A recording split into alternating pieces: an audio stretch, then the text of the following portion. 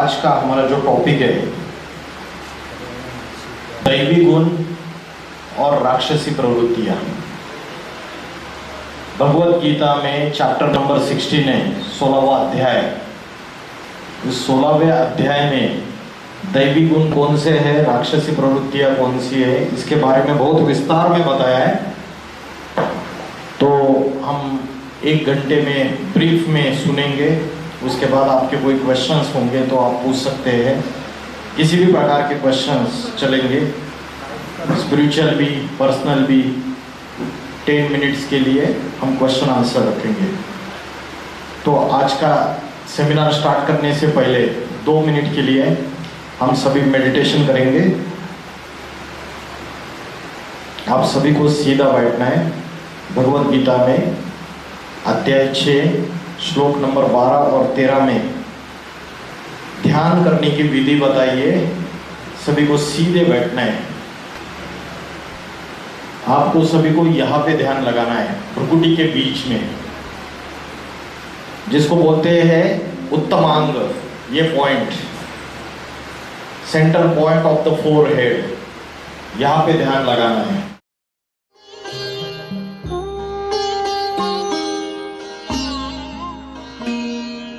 ज्योति बिंदु परमात्मा से है मेरी आत्मा, अब चल कर ले मिलन। परमानंद का अनुभव कर, ओ परमानंद का अनुभव कर, तू धन्य बना जीवन। 2 मिनट के लिए हमने माइंड की एक्सरसाइज की, मन को एकाग्र करने का अभ्यास किया। जैसे हम फिजिकल एक्सरसाइज करते हैं, रोज योगासन करते हैं, प्राणायाम करते हैं। योगासन प्राणायाम शरीर को स्वस्थ करने के लिए है, लेकिन मन और बुद्धि को अगर पावरफुल बनाना है, उसकी स्ट्रेंथ बढ़ानी है, तो योगासन प्राणायाम काम नहीं आएगा। उसके लिए आपको ध्यान करना पड़ेगा। और ध्यान करने की जो प्रक्रिया मैंने आपको अभी समझाई, भ्रुकुटी के बीच में centre point of the forehead, ये ऐसा सेंटर पॉइंट है, इसको क्या बोलते हैं कि अगर गन यहाँ रख दी तो 1 सेकंड में खेल खलास। अगर शूट कर दिया यहाँ पे या यहाँ पे, 1 सेकंड में खेल खलास। बाकी कोई भी हिस्सा है शरीर का, वहाँ पे बच सकता है व्यक्ति, क्योंकि ये पॉइंट जो है ये आत्मा का स्थान है, यहाँ आत्मा रहती है। हम आगे चल के देखेंगे डिटेल में। तो यहाँ पे ध्यान करने का अभ्यास आप कीजिए लगातार 6 मंथ्स विदाउट एनी गैप। सवेरे प्रातः समय, ब्रह्म मुहूर्त का समय जो होता है, ब्रह्म मुहूर्त का समय होता है 2 बजे से लेके 4:45 बजे तक का समय। आप 4 बजे भी उठ जाएंगे सवेरे, 4 बजे उठ के आधा घंटा भी आप प्रैक्टिस करेंगे मन को एकाग्र करने का। भ्रुकुटी के बीच में जैसे आकाश में स्टार चमकता है, वैसा स्टार।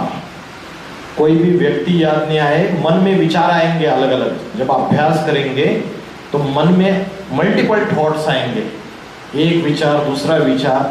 तो आपको क्या करना है, उन विचारों के पीछे भागना नहीं है, उनको डांट लगा देनी है मन के अंदर ही। बोलना है चल भाग जा इधर से, और फिर से मैं आत्मा स्टार हूँ।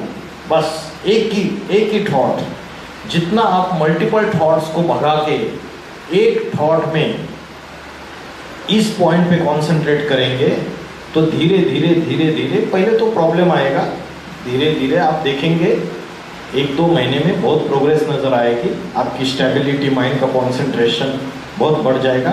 और मन अगर पावरफुल बन गया तो बोलते हैं, भगवत गीता में बोला है, मन जीते सो जगत जीत। क्या बोला है? मन जीते सो जगत जीत। The one who has conquered the mind has conquered entire world. Alexander, उसका सपना था कि सारे विश्व के ऊपर विजय पाऊंगा। क्या विजय पाया? नहीं पाया, नहीं पा पाया। फाइनली भारत में आया, किंग पुरु से टकराया और बाद में वापस जाना पड़ा उसको। सारे विश्व के ऊपर विजय नहीं पाया, लेकिन भगवत गीता कहती है जिसने अपने मन को जीता वो जगत जीत है। तो शिव शंकर भोलेनाथ बेस्ट एग्जाम्पल है। हमेशा ध्यान मग्न अवस्था में 33 कोटि देवी देवताओं में एक ही महादेव है। उनके जितने चित्र, जितनी मूर्तियां आप देखेंगे, हमेशा ध्यान मग्न अवस्था में बैठे हुए हैं। गृहस्थी है या सन्यासी है? भोलेनाथ जो है गृहस्थी है या सन्यासी है? गृहस्थी है। गृहस्थी होते हुए भी बैरागी है। ऐसा नहीं कि बीवी बाल बच्चों को छोड़ दिया है, गृहस्थ में रहते हुए भी वैराग्य है। तो आज हम इसी का अभ्यास सीखेंगे। और भगवत गीता में अर्जुन को जो ज्ञान दिया, वो ज्ञान दिया कर्म योग का, राजयोग का, बुद्धि योग का। ये ज्ञान ऐसा ज्ञान है जो जीवन जीने की कला सिखाता है। हम जीवन तो जीते हैं, लेकिन जीवन कैसे बेहतरीन तरीके से जीना है, कैसे अच्छे तरीके से जीना है, ये हमको आज पता नहीं चलता है। तो आज हम देखेंगे ये। तो सबसे पहले दो चीज़ों का हम मानते हैं कि स्वर्ग होता है और नरक होता है। तो बोलते हैं स्वर्ग किधर ऊपर होता है, नरक किधर पाताल में होता है। और पाताल में जहाँ नरक होता है वहाँ राक्षस होते हैं, स्वर्ग ऊपर देवी देवता होते हैं, ऐसा हम कहते हैं। लेकिन आप सबको मैं एक प्रश्न पूछना चाहता हूँ, क्या इसी दुनिया में नरक जैसी यातनाएं आज मनुष्य अनुभव कर रहा है या नहीं कर रहा है? एक्सपीरियंस कर रहा है या नहीं कर रहा है? बताइए। क्या जवाब दिया? बिल्कुल कर रहा है ना? हाँ जी। तो नरक जो है, हेल एंड हेवन, ये इसी दुनिया की बात है। तो कैसे है, ऐसा क्या रीजन है कि ये इसी दुनिया की बात है? हम देखेंगे। देवता और राक्षस, भगवत गीता में दो ही कैटेगरीज की है, दो वर्गीकरण किया है सिर्फ, देवता और राक्षस। मनुष्य ये शब्द ही नहीं लिखा, सिर्फ दो ही कैटेगरीज में ये सारी की सारी सृष्टि है। तो आश्चर्य की बात है, ऐसी कैटेगराइज क्यों किया? मनुष्य भी लिखना चाहिए था, 3 कैटेगरीज होनी चाहिए थी, देवता, मनुष्य और राक्षस। लेकिन इन्होंने दो ही कैटेगरीज इसलिए की क्योंकि मनुष्य ही अच्छे कर्म करता है तो देवता बन जाता है, देवता जैसा बन जाता है। जब अपने अंदर दैवी गुणों को धारण करता है, अपने अंदर डिवाइन क्वालिटीज को धारण करता है, तो वो देवता कहलाता है। इसलिए हम बोलते हैं अरे वो हमको मिले, वो बड़े पुण्यात्मा है, बड़े देवात्मा है, देव जैसे हमारे जीवन में आए। तो मनुष्य ही देवता बनता है। और मनुष्य के अंदर जब राक्षसी प्रवृत्तियां बढ़ जाती है, आसुरी प्रवृत्तियां बढ़ जाती है, तो वो राक्षस कहलाता है। ऐसा नहीं कि सिर्फ रामायण में जो रावण दिखाया वो एक ही रावण है, और महाभारत में जो दुर्योधन और दुशासन दिखाए वो एक ही दुर्योधन और एक ही दुशासन है। आज कलयुग में दुनिया में करोड़ों रावण है और करोड़ों दुर्योधन दुशासन है। रावण का अर्थ है, रावण इज द रिप्रेजेंटेटिव, एक प्रतीकात्मक है। रावण का अर्थ है रावयते इति लोकाहा, जो लोगों को रुलाता है वो रावण। और व्यक्ति रोते कब है? जब दुख मिलता है किसी से। जो लोगों को रुलाता है, चाहे मन से रुलाए, चाहे वाणी से रुलाए, चाहे कर्म ऐसे करे जिससे दूसरे दुखी हो जाए, वो रावण है। हमारे अंदर राम भी बैठा हुआ है और रावण भी बैठा है, हर एक के अंदर। और राम और रावण की युद्ध चल रही है हमारे अंदर। राम है हमारे अंदर की अच्छाई, रावण है हमारे अंदर की बुराई, और इन दोनों का द्वंद्व युद्ध चल रहा है। और जीतता कौन है? ज्यादातर जीत किसकी होती है कलयुग में? रावण की जीत हो रही है। हमारे अंदर का जो रावण है वो बार बार जीत रहा है।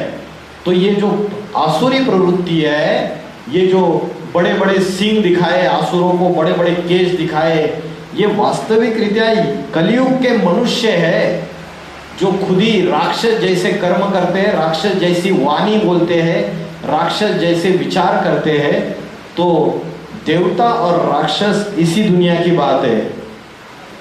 तो इस सृष्टि में 4 युग है। 4 युग कौन से 4 युग होते पता है? परफेक्ट। सतयुग, त्रेता युग, द्वापर युग, कलयुग। ये गोल्डन एज है। बोलते थे भारत सोने की चिड़िया था, ये गोल्डन एज है। ये सिल्वर एज है, त्रेता युग। ये कॉपर एज है, तांबे का युग। और ये लोहे का युग, कलयुग। कलयुग में जितना लोहा यूज होता है सारी दुनिया में, उतना लोहा किसी भी युग में यूज नहीं हुआ। ये लोहा का युग क्यों है? क्योंकि लोहा काला होता है और लोहे के ऊपर जंग चढ़ती है। वैसे कलयुग में सारे मनुष्य जो है उनके अंदर राक्षसी प्रवृत्तियां, ब्लैक एनर्जीज, सारी चीजें, विषय विकार, सब कुछ अंदर आ चुका है। बोलते कलयुग में, शास्त्रों में बताया जाता है कि कलयुग में कली राक्षस ने सबके अंदर प्रवेश किया है। ये कली राक्षस क्या है? ये मेटाफोरिकल है, एक उदाहरण दिया उन्होंने। तो कली राक्षस मतलब कोई राक्षस प्रवेश नहीं करता है, राक्षसी प्रवृत्तियां प्रवेश करती है। तो 5 तरीके की राक्षसी प्रवृत्तियां है जिसको बोलते हैं विषय विकार। कौन से विषय विकार सबके अंदर है कलयुग में? 5 विषय विकार है, 5 राक्षस हमारे अंदर, सबके अंदर प्रवेश है। किसी में कम है, किसी में ज्यादा है। कौन से किसी को नाम पता है उसका? हाँ जी, वेरी गुड, परफेक्ट आंसर। काम, क्रोध, लोभ, मोह, अहंकार। अभी ये 5 है ना, नाम बहुत इजी है, लेकिन इस 5 को बहुत गहराई से आपको समझना है। मैं लेक्चर में तो इतना डीपली बता नहीं पाऊंगा, लेकिन आज दुनिया में जितने भी समस्याएं हैं, जितने भी प्रॉब्लम्स है, जितने भी क्राइम है, ये 5 जो है ना, इन 5 की वजह से। इनका जो मुखिया है वो है काम। क्या है? काम। और काम का अर्थ क्या है? क्या है अर्थ? लस्ट, विषय वासना, लस्ट। उसके बाद है नंबर आता है क्रोध का। और शास्त्रों में बोला है जब किसी की काम की इच्छा, विषय वासना पूरी नहीं होती है, जब सेटिस्फाई नहीं होता है, तब उसको क्रोध आता है, एंगर डेवलप होता है। भगवत गीता में बोला है संगात संजायते कामा, मतलब कुसंग करेंगे तो क्या होता है? कामना जागृत होती है, इच्छा, ऐसी इच्छा जागृत होती है कि बार बार एडिक्शन लग जाता है। यही करना है मुझे, यही करना है, यही करना है। गलत संग से, कुसंग से कामना उत्पन्न होती है। कामना माना डिजायर। और वो डिजायर अगर फुलफिल नहीं हुई, सेटिस्फाई नहीं हुई, तो कामानि जायते क्रोधा, मतलब उस इच्छा की पूर्ति नहीं हुई तो उससे क्रोध उत्पन्न होता है।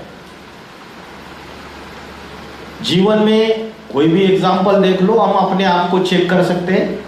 क्रोधानि भवति सम्मोहा। मोह मतलब अटैचमेंट, लगाव। जैसे शादी होती है तो पत्नी के ऊपर बहुत लगाव हो जाता है, इतना लगाव हो जाता है कि हमारे आंखों के ऊपर पट्टी बन जाती है। जिन पेरेंट्स ने हमको पाल पोस के बड़ा किया, हमारे लिए सब कुछ किया, हमें वो भी गलत दिखाई देने लगते हैं। सब एग्जाम्पल्स एक जैसे नहीं होते, लेकिन एक एग्जाम्पल दे रहा हूं मैं, सारी सिचुएशन एक जैसी नहीं होती है। तो जो लगाव है, अटैचमेंट है, उससे फाइनली दुख मिलता है हमको। मोह बोलते हैं उसको। और बोलते हैं शास्त्रों में मोह सकल व्याधिन कर मूला। सकल व्याधियों का मूल मोह है, अटैचमेंट। आज डाइवोर्स हो रहे हैं या नहीं हो रहे? आज से 60-70 साल पहले भारत में डाइवोर्स होते थे क्या? बताइए, क्यों नहीं होते थे? उसका कारण था ये था कि ये जो 5 विकार है ये फिर भी बैलेंस में थे, अभी अनबैलेंस हो गया। वेस्टर्न कल्चर को हमने ऐसा फॉलो करना चालू कर दिया, हम भारत की सनातन धर्म की परंपराएं, संस्कृति, हमारा आचार विचार व्यवहार इसको भूल गए हम। ऐसों का आचार विचार व्यवहार फॉलो करना हमने चालू कर दिया, कि जिसकी वजह से आज ये 5 विषय विकार हावी हो गए हमारे ऊपर। काम, क्रोध, लोभ माना लालच। लालच मतलब क्या?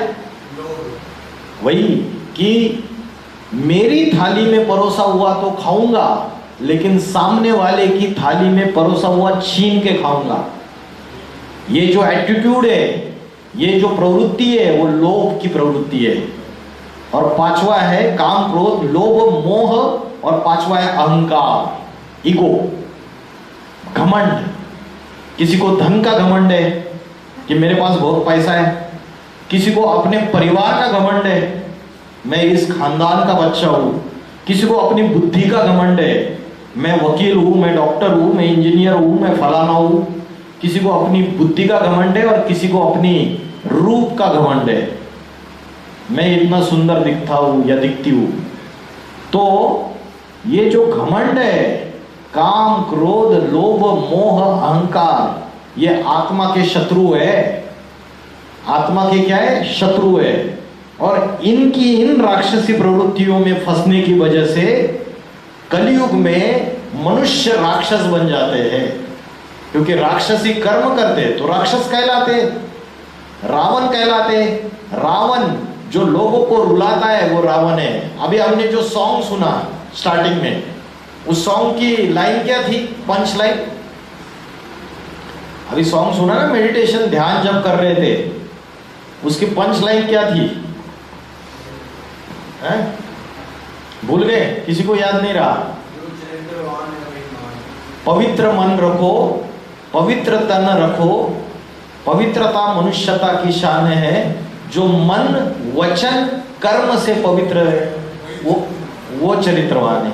तो मन की प्यूरिटी, प्यूरिटी ऑफ माइंड, मन में अच्छे ही थॉट्स चले। अभी अच्छे और बुरे उसमें क्या फर्क है वो भी देखेंगे हम। मन की पवित्रता, वाचा की पवित्रता, वाणी से अगर दूसरों को गालियां दे रहे, दूसरों को दुख देने वाली बातें कह रहे, तो वो प्यूरिटी नहीं है। और कर्म की पवित्रता, तो ये तीनों प्रकार की जो पवित्रता है, अगर वो है तो वो देवात्मा है। फिर तो कलयुग में आज सूरत मनुष्य की है, लेकिन सीरत राक्षस जैसी है आज सभी की है। किसी की कम परसेंटेज है, किसी की ज्यादा परसेंटेज है, कोई भी नहीं छूटा है इसमें। तो असुर या राक्षस ये इसी दुनिया की बात है। तो नरक भी द्वापर युग कलयुग नरक की दुनिया है, और सतयुग त्रेतायुग स्वर्ग की दुनिया है। क्योंकि सतयुग त्रेतायुग में ये 5 विषय विकार अब्सेंट है, काम, क्रोध, लोभ, मोह, अहंकार गायब है उधर। तो इसलिए मनुष्य देवता कहलाता है। और द्वापर युग कलयुग में ये 5 विषय विकार, काम, क्रोध, लोभ, मोह, अहंकार धीरे धीरे धीरे धीरे बढ़ते जाते हैं। मन और बुद्धि में पूरी तरीके से माइंड और इंटेलेक्ट का कंट्रोल लेना चालू कर देते हैं। जब मन और बुद्धि में, मन बुद्धि इन 5 विषय विकारों से ग्रसित नहीं थी, तब हम देवता थे। इसका मतलब ये मनुष्य देवता जैसा बन सकता है अगर अपने अंदर की निगेटिविटी, नकारात्मकता को, बुराइयों को अगर जला दे, भस्म कर दे, तो इन 5 विषय विकारों से मुक्त हो सकता है। तो भगवत गीता में 16वें अध्याय में पहला श्लोक है कि दैवी गुण कौन से हम बचपन से सीखते आए कि दैवी गुण कौन से होते। तो हमने क्या देखा? निर्भयता। ये श्लोक है, अभयम सत्व संशुद्धि ज्ञान योग व्यवस्थिता दानम दमश्च यज्ञश्च स्वाध्याय तप आर्जवम। अभय मतलब निर्भयता, फियरलेसनेस, सत्व संशुद्धि, मन बुद्धि की सफाई, इंद्रियों का संयम, आत्मा विषय का अध्ययन। सबसे बड़ा ज्ञान कौन सा है? आत्मज्ञान। इन्होंने जवाब दिया आत्मज्ञान। लेकिन आज की दुनिया तो बोलती है अरे एमबीबीएस को एडमिशन मिली बच्चे को तो सबसे बड़ी बात है, डॉक्टर बनने का ज्ञान, डॉक्टरी का ज्ञान, मेडिकल साइंस का ज्ञान सबसे बढ़िया ज्ञान है, फिर इंजीनियरिंग का, फिर वकालत का, लॉयर का। तो भगवत गीता बोलती है नहीं ज्ञानेन सदृशम पवित्रम यह विद्यते, इस अध्यात्म ज्ञान सिवाय इस दुनिया में कोई भी वस्तु संसार में पवित्र नहीं है। तो ज्ञान जो है सबसे श्रेष्ठ ज्ञान वो आत्मज्ञान है। और अगर आत्मज्ञान श्रेष्ठ नहीं होता और ये वकील, डॉक्टर, इंजीनियर बनने का ज्ञान श्रेष्ठ होता तो आज की तारीख में बड़े बड़े वकील, डॉक्टर, इंजीनियर सुसाइड क्यों कर रहे, आईएएस ऑफिसर्स? उसका कारण ये है उन्होंने सारी पढ़ाई पढ़ ली, उन्होंने मेडिकल साइंस से शरीर के पुर्जे का और आपकी जो मोटर व्हीकल है, कार है, उसके पुर्जे का अभ्यास कर लिया, उसको डिजाइन भी कर लिया, और शरीर की नसों का, नाड़ियों का, हर चीज का, कोई भी बीमारी है, वायरस है, कुछ भी है, बैक्टीरिया, उसको कैसे खत्म करना है उसकी पूरी नॉलेज है। लेकिन इस शरीर को चलाने वाली जो शक्ति है उसका नॉलेज नहीं है। आज के मेडिकल साइंस को भी नहीं है और जो बहुत पढ़े लिखे हैं उनके पास ये ज्ञान नहीं है। ये ज्ञान प्राय लुप्त होता जा रहा है, माना खत्म होता जा रहा है। वो ज्ञान है आत्मज्ञान। राजस्थान में कोटा है, कोटा में कोचिंग सेंटर्स जो होते हैं ना, इंजीनियरिंग की तैयारी करवानी, मेडिकल की तैयारी करवानी, तो उसमें एज पर न्यूज रिपोर्ट पिछले 4 सालों में 52 स्टूडेंट्स ने सुसाइड कर लिया। क्यों? कारण ये है आप उनको वो पढ़ाई तो पढ़ा रहे हो, लेकिन उनको मन को और बुद्धि को स्थिरियम कैसे करना है, आत्मा में एकाग्र कैसे करना है, चंचल मन को, इसका अभ्यास ही नहीं सिखाया जाता। अर्जुन को भगवान ने शस्त्र अस्त्र चलाने की विद्या नहीं सिखाई भगवत गीता में। पहले अध्याय से लेकर 18 अध्याय तक अगर आप पढ़ेंगे, हिंदी में पढ़ो, संस्कृत श्लोक पढ़ने की जरूरत नहीं है। आपके लाइब्रेरी में अगर भगवत गीता की किताब है, नहीं तो मंगा लीजिए, हिंदी में पढ़ते जाइए आप, तो उसमें कहीं भी अर्जुन को शस्त्र अस्त्र चलाने की विद्या नहीं सिखाई, कोई हिंसा का ज्ञान नहीं दिया। उसको ज्ञान दिया मन बुद्धि की सफाई कैसे करनी है, ये ज्ञान दिया। इसको बोलते सत्व संशुद्धि, how to do cleansing of mind and intellect. मन और बुद्धि की सफाई कैसे करनी है। गाड़ी खरीदते हो, 2 व्हीलर 4 व्हीलर, सर्विसिंग करते हो ना 4-5 महीने में, है ना, टाइम टू टाइम सर्विसिंग करेंगे। मोबाइल की बैटरी डिस्चार्ज होगी, उसको भी चार्जिंग करेंगे। शरीर मैला हो गया तो रोज सवेरे स्नान करेंगे। सारी चीजें करते हैं, लेकिन ये मन बुद्धि की सफाई कैसे करनी है इसकी नॉलेज है क्या? आज किसी स्कूल, कॉलेज, यूनिवर्सिटी में पढ़ाई जाती है? शरीर को साफ सफाई करनी ये पता है, रोज सवेरे स्नान करना है, साबुन रगड़ रगड़ के लगाना है, सब कुछ पता है, लेकिन माइंड और इंटेलेक्ट, मन बुद्धि और आत्मा की सफाई कैसे करनी है उसका ज्ञान नहीं है। हजारों सालों से गंगा के पानी में नहा रहे भारतवासी, इस बार प्रयागराज में 60 करोड़ से ज्यादा लाके डुबकी लगाई, क्या सबके पाप धुल गए? या दुनिया और ही नीचे गिरती जा रही है? क्या हो रहा है? और ही नीचे गिरती जा रही है। उसका कारण यह है कि जो पानी की गंगा है उसमें तो डुबकी लगा रहे, लेकिन जो ज्ञान गंगा है, जो आत्मज्ञान है, जिससे हम मन बुद्धि को, चंचल मन को आत्मा में एकाग्र करने का जो अभ्यास है, जो राजयोग है, जिसकी पढ़ाई भगवान ने अर्जुन को भगवत गीता में पढ़ाई, वो पढ़ाई हम भूल चुके हैं भारतवासी। We all Indians have forgotten what is real yoga. आज हम इंटरनेशनल योगा डे मनाते हैं, लेकिन हमको पता ही नहीं है कि योगा है क्या जो भगवान ने अर्जुन को सिखाया। हमको लगता है कि योगासन, प्राणायाम रामदेव बाबा जी जैसे सिखाते हैं, कपालभाति, अनुलोम विलोम, भस्त्रिका, ब्राह्मरी प्राणायाम सिखाते, वो योगासन प्राणायाम ये असली योग नहीं है भारत का। भारत का प्राचीन राजयोग जो है, जो भगवान ने अर्जुन को सिखाया, वो क्या है, उसकी व्याख्या क्या है, वो अभी देखेंगे हम। योग का अर्थ क्या है? किसी को पता है योग इस शब्द का लिटरल मीनिंग क्या है? पता है किसी को? एकदम परफेक्ट, बहुत अच्छा आपका दिमाग है। योग मतलब यूनियन, कनेक्शन। किसका किससे कनेक्शन, किसका किससे संबंध, किसका किससे मेल, किसका किससे किससे कनेक्शन, किसका कनेक्शन? आत्मा का शरीर से नहीं, आत्मा का परमात्मा से।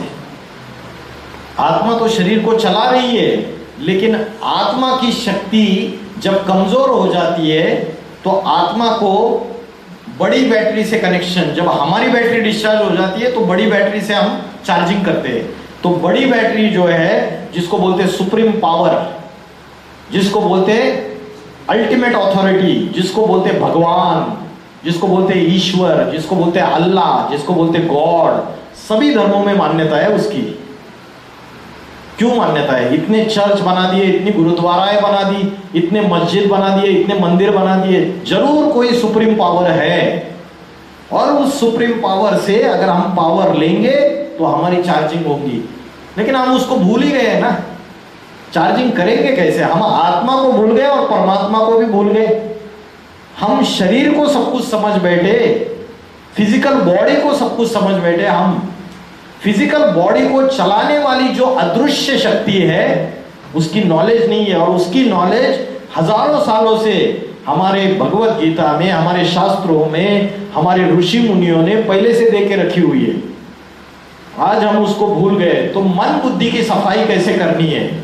इसके लिए हमको पहले यह समझना पड़ेगा कि मेरी रियल आइडेंटिटी क्या है। हु एम आई? मैं कौन हूं? गूगल में आप सर्च मारोगे तो सारी दुनिया को सर्च कर सकते हो। अमेरिका में, कनाडा में क्या चल रहा है, जो जो चीजें सर्च करनी है सब कुछ सर्च कर सकते हो। बिजनेस को सर्च कर सकते हो, मेडिकल को सर्च कर सकते हो, सारी दुनिया को सर्च मार सकते हो, लेकिन अपने आप को नहीं ढूंढ सकते। तो हम अपना परिचय, अपनी असली पहचान भूल चुके हैं। इसलिए हम विषय विकारों में फंस के आज दुखी है, अशांत है, अनस्टेबल माइंड है हमारा। तो अपनी पहचान, कौन हो तुम? यही प्रश्न शिव शंकर भोलेनाथ ने हनुमान जी को पूछा था। और हनुमान जी ने क्या जवाब दिया? कौन हो तुम? मैं हनुमान। तुम्हारा नाम नहीं पूछा, तुम कौन हो? अंजनी सुत, केसरी नंदन, पवन पुत्र। तुम्हारा वंश नहीं पूछा, तुम कौन? वानर। तुम्हारी जाति नहीं पूछी हनुमान, तुम कौन?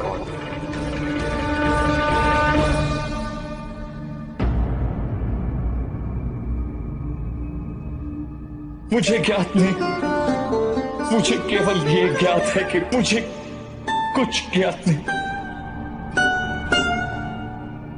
मुझे अभी यही ज्ञात है कि मैं स्वयं अज्ञात हूं। सुनाई दिया आपको? नाम बताया, मैं हनुमान हूं। उन्होंने बोला मैंने आपका नाम नहीं पूछा, तुम कौन हो? फिर बताया अंजनी सुत, बोला आपका वंश नहीं पूछा। फिर जवाब दिया वानर, बोला आपकी जाति नहीं पूछी, तुम कौन हो? तो हनुमान जी ने बोला कि मुझे कुछ ज्ञात नहीं है, मैं अज्ञात हूं। तो वैसी हमारी हालत है आज सभी की। हमारी असली आइडेंटिटी हम भूल चुके हैं।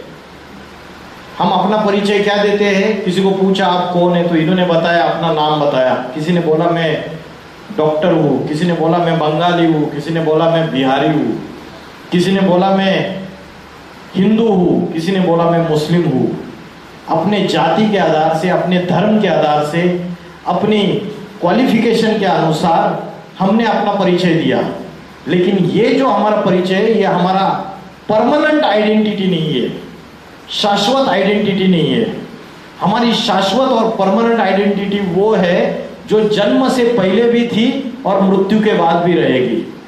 माँ के गर्भ में थे तब भी हमारी आइडेंटिटी रहेगी और मृत्यु होने के बाद भी रहेगी। वो आइडेंटिटी हम भूल चुके हैं, वो हमारी असली आइडेंटिटी है।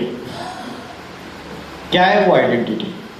नाम जन्म लेते ही तुरंत नाम रखा जाता है या कुछ दिनों के बाद रखा जाता है? तो जन्म लेते वक्त भी हमारी कोई आइडेंटिटी थी, माँ के गर्भ में थे तब भी आइडेंटिटी थी और मृत्यु के बाद भी रहेगी, वो परमानेंट आइडेंटिटी है हमारी। हम टेम्पररी आइडेंटिटी में फंस गए, मैं बंगाली हूं, मैं बिहारी हूं, मैं हिंदू हूं, मैं मुस्लिम हूं, मैं सिख हूं। तो ये टेम्पररी आइडेंटिटी में फंसने की वजह से अपने, मैं वकील हूं, डॉक्टर हूं, इंजीनियर हूं, उसकी वजह से हम आज समस्याओं से घिरे हुए हैं। हमारी रियल आइडेंटिटी अगर हमें फिर से ज्ञात हो जाए तो हम फिर से, जैसे कस्तूरी मृग होता है, हिरन सारे जंगल में भागता रहता है, उसको पता ही नहीं सुगंध कहाँ से आ रही है, उसको पता ही नहीं उसके पेट में जो नाभि है उस नाभि में कस्तूरी है, उससे सुगंध आ रही है। वैसे मनुष्य का हाल हो चुका है, सारी दुनिया में भाग रहा है? सारी दुनिया में भाग रहा है कि सुख मिलेगा, सुख मिलेगा, भाई सुख मिलेगा, इन चीजों से सुख मिलेगा, व्यक्तियों से सुख मिलेगा, रिलेशन से सुख मिलेगा, पैसों से सुख मिलेगा। सारी दुनिया में भाग रहा है, लेकिन पता नहीं है उसको कि सुख बाहर के साधनों में, व्यक्तियों में नहीं है। सुख, शांति, आनंद अंदर समाया हुआ है। इनर इंजीनियरिंग और आउटर इंजीनियरिंग, बाहर सुख नहीं है, अंदर है। तो ये जो अंदर सुख है, तो इसको कैसे प्रैक्टिस करना है और इसको जागरूक कैसे करना है, एक्टिवेट कैसे करना है ना? तो उसके लिए हमें अपनी आइडेंटिटी का पता होना चाहिए। क्या है हमारी असली आइडेंटिटी? मैं एक आत्मा हूं, I am not a physical body, I am a soul. तो आप बोलेंगे आत्मा तो आंखों से दिखती नहीं है, लेकिन शरीर में कोई ऐसी एनर्जी है जो एनर्जी चले जाने के बाद 1 सेकंड में वो डेड बॉडी है। नर्स बोलती है ना, डेड बॉडी को लेकर जाओ, नाम भी नहीं लेगी, बोलती है डेड बॉडी को लेकर जाओ। तो उस डेड बॉडी को फिर कितना भी डंडे से पीटो, उसको चोट लगती है, दुख होता है, दर्द होता है उसको। तो क्या था जब दुख होता था, दर्द होता था, और क्या चला गया तो दुख होना, दर्द होना बंद हो गया? वो जो था वो आत्मा थी। जैसे सूर्य एक जगह रह के सारे संसार को प्रकाशित करता है, वैसे आत्मा भ्रुकुटी के बीच में, centre point of the forehead में रह के सारे शरीर को एनर्जी प्रदान करती है। जैसे ही आत्मा चली जाती है, शरीर मृत है, इसलिए शरीर विनाशी है, इसलिए मरने के बाद जला दिया जाता है या गाड़ दिया जाता है। आत्मा कभी मरती नहीं है, और आत्मा दिखती नहीं है तो क्या उसका अनुभव नहीं कर सकते? जैसे स्विच ऑन कर दिया और ये ट्यूबलाइट, पंखा जलने लगा, तो इलेक्ट्रिक करंट फ्लो हो रहा है वायर में से, उसको देखा है आंखों से? नहीं देखा, फिर भी साइंस के एक्सपेरिमेंट करके, एनालिसिस करके, अलग अलग थ्योरीज ने हम मानते हैं कि इलेक्ट्रिक करंट फ्लो हो रहा है। वैसे ही आत्मा का अनुभव किया जा सकता है। जो आंखों से दिखता है वही सत्य नहीं होता है। जो रियल ट्रूथ है, अल्टीमेट रियलिटी है, वो अलग है। जो आपको आंखों से दिख रहा है, जो शरीर दिख रहे हैं, जो वस्तुएं दिख रहे हैं, उससे भी परे कोई सत्य है, और उस आत्मा के सत्य से परे भी एक सत्य, वो परम सत्य है, वही शिव है, वही ईश्वर है। तो आज हम इसको भूल गए, और इसको प्राप्त करने के लिए फिर से हमें चंचल मन को भ्रुकुटी के बीच में एकाग्र करना पड़ेगा, और आत्मा समझ के उस परमात्मा से कनेक्शन जोड़ना पड़ेगा। ये योग है, इसे कहते हैं राजयोग। तो आत्मा भ्रुकुटी के बीच में रहती है, यहां पे रहती है, उत्तमांग में रहती है। इसका क्या प्रूफ है? शंकर को दिखाते हैं शिव नेत्र, तीसरा नेत्र यहां पे, उसको बोलते थर्ड आई, और बोलते थर्ड आई एक्टिवेट करना है तो ध्यान करो यहां पे। तो ये थर्ड आई, ये आत्मा का नेत्र है, और आत्मा यहां बैठी हुई है। इसका प्रूफ प्रमाण क्या है कि आत्मा यहां रहती है? इसका प्रूफ है भारत की जो कन्या माता है, हमारी बहनें माताएं, यहां पे बिंदी लगाती है, और पुरुष लोग यहां पे तिलक या टीका लगाते हैं। क्यों यहां पे लगाते हैं, नाक पे क्यों नहीं लगाते? यहां क्यों नहीं लगाते? इसलिए लगाते हैं क्योंकि भारत में हजारों साल पहले ऋषि मुनियों को पता चला था कि मनुष्य बॉडी कॉन्शियसनेस में आ रहा है, देह अभिमान में आ रहा है, अपने आप को फिजिकल बॉडी ही समझता है, और उसकी वजह से इस शरीर की इंद्रियों में फंस चुका है, इन इंद्रियों का गुलाम बन चुका है पूरी तरीके से। लेकिन इन इंद्रियों को चलाने वाला जो मन है, जो बुद्धि है, आत्मा है, उसको भूल चुका है पूरी तरीके से। तो उसको याद रहे कि आत्मा यहाँ रहती है, इसलिए ये बिंदी लगाने की, टीका लगाने की परंपरा शुरुआत हो गई। लेकिन आज ये परंपरा बन के रह गई, हम इसके आध्यात्मिक रहस्य को भूल चुके हैं कि आत्मा यहाँ रहती है। लेकिन इसको कैसे पता करेंगे? अभ्यास से। अर्जुन को भगवान ने बोला कि अभ्यास न तो कौन्तेय वैराग्य न च गृह्यते। बार बार ये मन चंचल होता है, बार बार ये मन भागता है, बार बार इसको भ्रुकुटी के बीच में एकाग्र करो चंचल मन को। एक कहावत है, करत करत अभ्यास के जड़ मत होत सुजान, रसरी आवत जावत ते थल पर होत निशान। करत करत अभ्यास के जड़ मती मना जो डल हेडेड है, जिसकी बुद्धि काम ही नहीं करती है, ऐसा व्यक्ति भी विद्वान बन सकता है, पंडित बन सकता है। पॉसिबल है अगर बार बार अभ्यास करे इस चंचल मन को एकाग्र करने का। तो मैंने आपको आज क्या क्या चीजें बताई? सार ये बताया कि हम शरीर नहीं है, आत्मा है। आत्मा कहाँ रहती है? भ्रुकुटी के बीच में रहती है, centre point of the forehead. आत्मा दिखती कैसे है? आत्मा आंखों से दिखती नहीं, लेकिन जैसे छोटा सा स्टार चमक रहा है, वैसे आत्मा का स्टार के रूप में विजुलाइज करके ध्यान कर सकते हैं। और अच्छा समय कौन सा है? ब्रह्म मुहूर्त का, आत्मा का ध्यान करने का। भ्रुकुटी के बीच में चंचल मन को एकाग्र करते हुए परमात्मा से कनेक्शन जोड़ना, ये राजयोग का अभ्यास है। ये बताया मैंने अभी तक आपको, जैसे गाड़ी का ड्राइवर का भोजन अलग है और आत्मा का भोजन अलग है, सॉरी गाड़ी का ड्राइवर का भोजन अलग है और गाड़ी का भोजन अलग है, वैसे ही शरीर ये गाड़ी है और आत्मा उसका ड्राइवर है। दोनों का भोजन अलग अलग है। आत्मा का भोजन क्या है पता है किसी को? उसकी बैटरी चार्जिंग कैसे करनी है। अभी विषय विकारों की वजह से, काम क्रोध लोभ मोह अहंकार, उसकी वजह से बैटरी डिस्चार्ज हो चुकी है। उसको चार्जिंग करने के लिए भोजन लेना पड़ेगा। जैसे शरीर को भोजन लेते हैं, बीमारी आती है, ड्राई फ्रूट्स खाते हैं, अच्छा डाइट लेंगे, प्रोटीन्स लेंगे, तो शरीर ताकतवर हो जाता है, स्ट्रेंथ आ जाती है।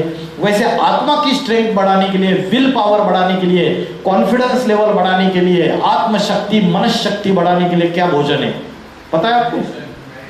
मेडिटेशन। आत्मा के दो भोजन है, एक तो है ज्ञान और दूसरा है ध्यान। ध्यान माना मेडिटेशन, समझ रहे? तो ज्ञान और ध्यान, तो कौन सा ज्ञान ये भी बताया, आध्यात्मिक ज्ञान, स्पिरिचुअल नॉलेज। अच्छे थॉट्स रोज सुनेंगे 1 घंटा दिन में, अच्छे अच्छे विचार सुनेंगे, अच्छी बातें सुनेंगे, सत्संग करेंगे, अच्छी चीजें सुनेंगे तो अच्छे विचार अंदर आएंगे और निगेटिव थॉट्स भाग जाएंगे। क्योंकि निगेटिव थॉट्स ये जमा हो गए ना, पूरा भर गया, ये डस्टबिन हो गया पूरा। डस्टबिन में जैसे कचरा डालते रहते हैं ना, तो ये डस्टबिन हो गया। और ये मन बुद्धि में कचरा तो जमा हो रहा है, लेकिन उसकी सफाई नहीं हो रही है। घर में कचरा जमा होता है, डस्टबिन में डालते हैं, तो डस्टबिन घर में रखते हैं क्या? भर जाता है तो स्वच्छता अभियान की गाड़ी आती है, प्रधानमंत्री ने योजना बनाई है कचरा साफ करने की। लेकिन मन बुद्धि की सफाई कैसे करनी है? आज की युवा पीढ़ी, आज का समाज, माइंड की कंसंट्रेशन लेवल कम होती जा रही है, मन बुद्धि सबकी विषय विकारी बनती जा रही है। उसके लिए प्रधानमंत्री के पास कोई योजना नहीं है। बाहर का कचरा साफ करने की योजना है, अंदर का कचरा साफ करने की कोई योजना नहीं है। सिर्फ बिजनेस बढ़ाने से, बड़े बड़े कारखाने खोलने से, बड़े बड़े 5 स्टार होटल बनाने से, मॉल्स, एक्सप्रेस हाईवेज बनाने से, स्मार्ट सिटीज बनाने से दुनिया नहीं सुधरती है। आज इंजीनियर तैयार हो रहे, डॉक्टर तैयार हो रहे, वकील तैयार हो रहे, लेकिन चारित्र्यवान इंसान तैयार नहीं हो रहा है, ह्यूमन बीइंग तैयार नहीं हो रहा है। ये इंटरनेट आया, मोबाइल आया, ये सारी टेक्नोलॉजी जो आई और ये सोशल मीडिया आया, इससे सबसे हमारी बुद्धि भ्रष्ट बन रही है, श्रेष्ठ बन रही है? भ्रष्ट बन रही है। छोटे छोटे बच्चों की बुद्धि भ्रष्ट बन रही है, 5th क्लास 4th क्लास वाले बच्चों की बुद्धि भ्रष्ट बन रही है। तो कहा उनके बुद्धि में वो स्कूल की बातें और वो अभ्यास और वो सारी चीजें बैठेगी। तो आत्मा का जो भोजन है वो आध्यात्मिक ज्ञान है 1 घंटा रोज, और ध्यान है आधा घंटा रोज। और ऐसा नहीं ब्रह्म मुहूर्त के समय ही, दिन में भी हर 1 घंटे में अलार्म क्लॉक सेट करो, हर 1 घंटे में 10 मिनट, जहां भी बैठे हो, खाना खा रहे हो, तब भी प्रैक्टिस कर सकते हो। यहाँ पे प्रकृति के बीच में जैसे आकाश में स्टार चमकता है वैसे स्टार चमक रहा है। आत्मा समझ के परमात्मा को याद करना, कनेक्शन जोड़ना, जैसे माँ अपने बच्चे को याद करती है। बच्चा अमेरिका चला गया तो माँ बच्चे को याद करने के लिए क्या करती है? उसके नाम का जाप करती है, राहुल राहुल राहुल राहुल करके 108 बार, तब याद आता है बच्चा, सहज याद आता है। मोबाइल का नेटवर्क भी फेल हो गया, वीडियो कॉलिंग लग नहीं रही है, तो भी बच्चे को याद करती है, और बच्चे को अमेरिका में हिचके आ जाती है और टचिंग होती है, मेरी माँ ने याद किया होगा मुझे। पॉसिबल है?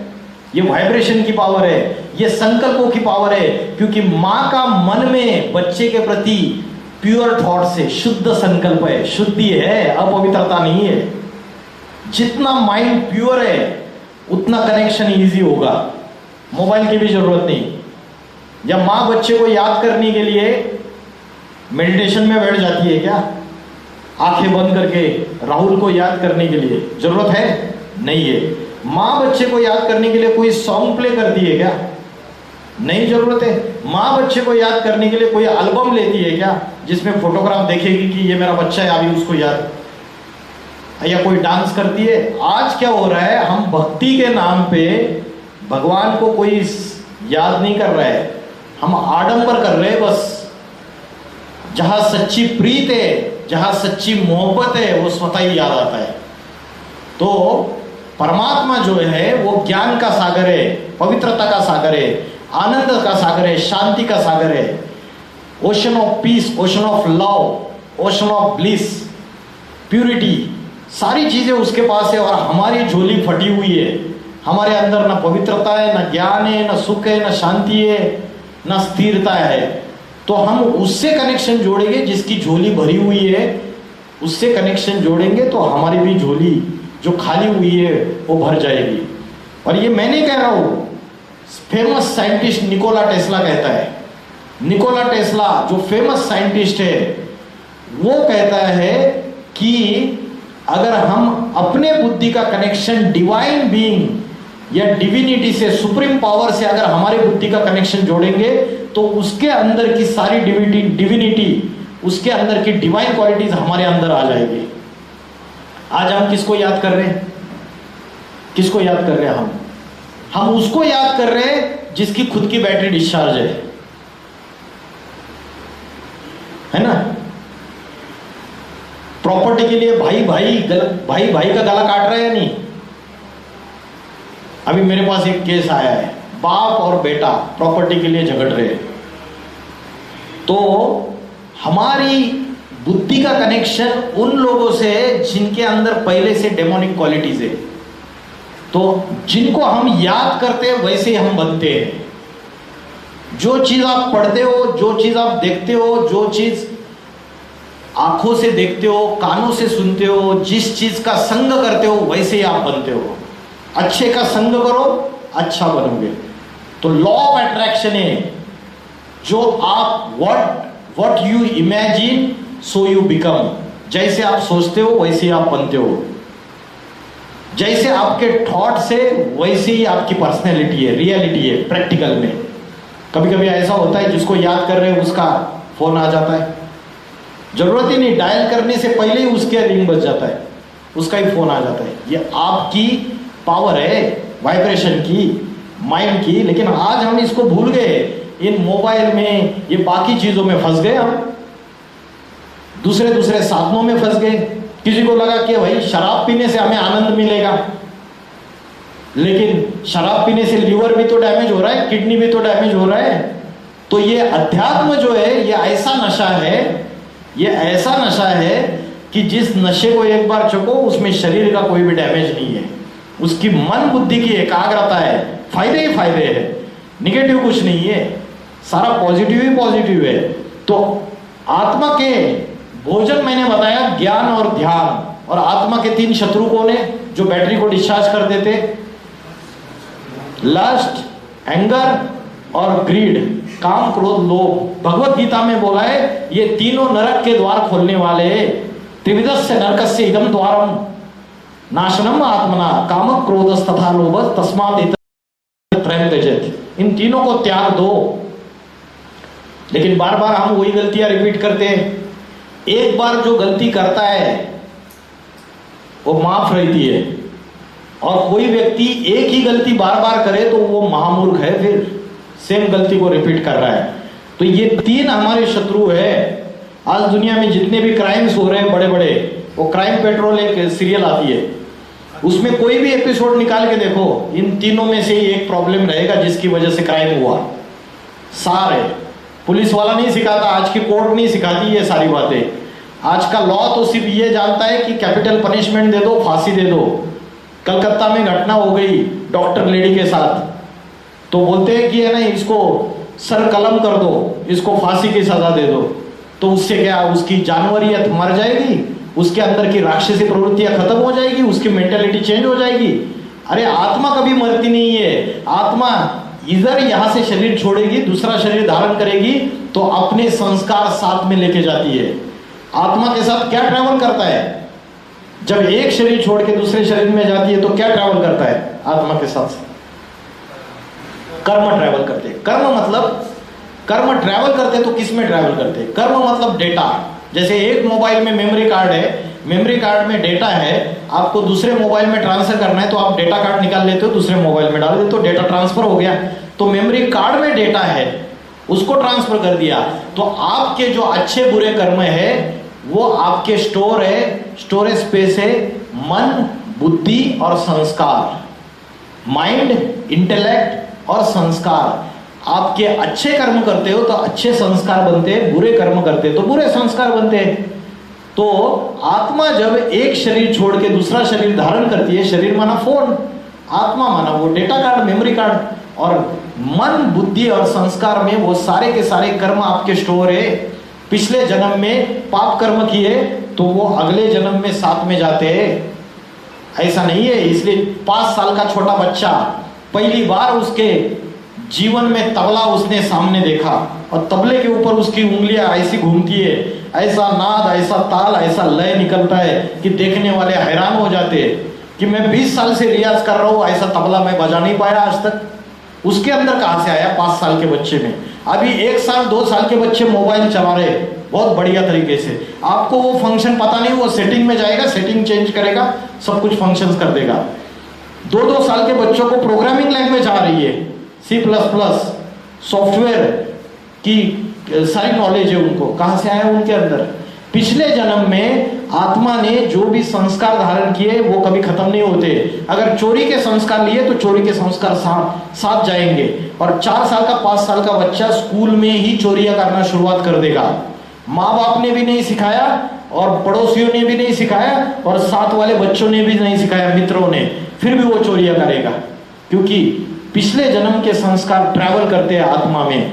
तो आत्मा की बैटरी इन विषय विकारों की वजह से डिस्चार्ज होती है। इसको चार्जिंग करने के लिए अध्यात्म ज्ञान है, प्यूरिफिकेशन के लिए। जैसे शरीर का डिटॉक्सिफिकेशन होता है, प्यूरिफिकेशन होता है, वैसे आत्मा का भी डिटॉक्सिफिकेशन होता है। आत्मा माना ही मन, बुद्धि और संस्कार, इनका भी प्यूरिफिकेशन होता है, इनका भी डिटॉक्सिफिकेशन होता है। कठोपनिषद नामक शास्त्र में बात आई है। जैसे महाभारत में आपने रथ देखा, और रथ का जो सारथी है वो भगवान है और रथ में सवार अर्जुन है, वैसे इस रथ का चित्र दिखाया हुआ है। कठोपनिषद नामक शास्त्र में बोला, आत्मा नाम रथिनम विद्धि शरीरम रथमेव च। आत्मा रथी है, रथी मीन्स पैसेंजर, शरीरम रथमेव च, शरीर गाड़ी है। बुद्धि तुम सारथिम विद्धि, बुद्धि सारथी है, ड्राइवर। मन प्रग्रह में वच, और मन लगाम है। इंद्रियानी हयानाओ, इंद्रिया घोड़े है। ये 5 ज्ञानेंद्रिया, आंख, नाक, कान, जिह्वा, त्वचा और 5 कर्मेंद्रिया, ये सारे घोड़े भाग रहे हैं। ये घोड़े कंट्रोल में है क्या? हमारे कंट्रोल में नहीं है, क्योंकि मन रूपी लगाम भी ढीला पड़ चुका है, वो चंचल है, वो खुद ही भाग रहा है यहाँ वहां। और बुद्धि रूपी सारथी, बुद्धि भ्रष्ट बन चुकी है। जो श्रेष्ठ कर्म करने चाहिए, बुद्धि क्या है पता है आपको? बुद्धि है निर्णय करने की शक्ति, डिसीजन मेकिंग पावर। क्या अच्छा है क्या बुरा है इसका फैसला करती है। क्या राइट है क्या रॉन्ग है, क्या गुड है क्या बैड है, कौन सी चीज करनी चाहिए कौन सी चीज नहीं करनी चाहिए। तो ये डिसीजन मेकिंग पावर ये कमजोर हो चुकी है हमारी। तो बुद्धि को फीडिंग अगर हम आध्यात्मिक नॉलेज देंगे, ध्यान देंगे, तो बुद्धि स्टेबल हो जाएगी। बुद्धि स्टेबल हो जाएगी तो वो मन को स्टेबल करेगी, क्योंकि बुद्धि ये मन का कंट्रोलर है। इसलिए बोलते हैं तेरा विवेक, बोलते हैं ना तेरी अकल क्या घास खाने को गई थी, तो विवेक, तेरा विवेक माना विजडम, बुद्धि, वो जब भ्रष्ट हो जाती है तो मन को कंट्रोल नहीं कर सकती। मन भागता है और इंद्रियों को लेके भागता है। फिर आपको वो चीज गलत है पता चल रहा है, लेकिन बुद्धि को अगर श्रेष्ठता का पता है, अच्छी चीजों का पता है, जैसे छोटे बच्चे को एक खिलौना दे दिया, खिलौना से खेल रहा है वो, उसको बोला बार बार यार वापस दे देंगे, नहीं देगा वो आपको वापस, उसको मजा आ रहा है, वो छोड़ ही नहीं रहा है उसको। लेकिन वो वापस तब देगा जब उससे भी बढ़िया वाला खिलौना आप उसके सामने रख दोगे, वो इसको फेंक देगा। वैसे आज जो लते, एडिक्शन, जो भी चीजें लगी हुई है, जब हमें इससे भी कोई दुनिया में हम जिसको सुख सुख सुख बोल रहे हैं, इससे भी कोई ऊंचा सुख है अध्यात्म ज्ञान, अगर वो हम उसमें गोते खाएंगे, उसका अभ्यास करेंगे, तो हमको पता चलेगा अरे ये तो इससे भी बढ़िया सुख है, ये नशा तो इससे भी बढ़िया नशा है। तो हम जो ये छोटा खिलौना है इसको खुद ही फेंक देंगे, उसके लिए कोई डॉक्टर की जरूरत नहीं है, किसी चीज की जरूरत नहीं है। फिर ये अपनी बुद्धि स्वयं डिसाइड करेगी। बुद्धि में पॉजिटिव आता जाएगा तो निगेटिव अपने आप भाग जाएगा। तो राजयोग की शिक्षा जो है, ये राजयोग की शिक्षा स्वयं परमात्मा आके सिखाता है। और ये कलयुग का जो समय है ये ईश्वर का अवतार लेने का समय है।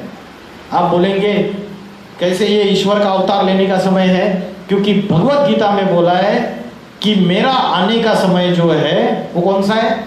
यदा यदा ही धर्मस्य ग्लानिर्भवति भारत, जब धर्म की ग्लानि होती है, अधर्म का बोलबाला होता है, तो अधर्म का विनाश करने के लिए और सत्य धर्म का, असत्य का विनाश करने के लिए, राक्षसों का विनाश करने के लिए, दुर्जनों का विनाश करने के लिए और सत्य की स्थापना करने के लिए मैं आता हूँ। राक्षसों का विनाश करना मतलब राक्षसी प्रवृत्तियों का विनाश करना। ऐसे नहीं कि उसने रेप किया तो उसको फांसी पे दे दो, उससे राक्षसी प्रवृत्तियां विनाश नहीं होती है। ये साइकिल ऐसे ही चलता रहेगा। वो दूसरे शरीर में प्रवेश करेगी आत्मा, फिर से पाप कर्म करेगा।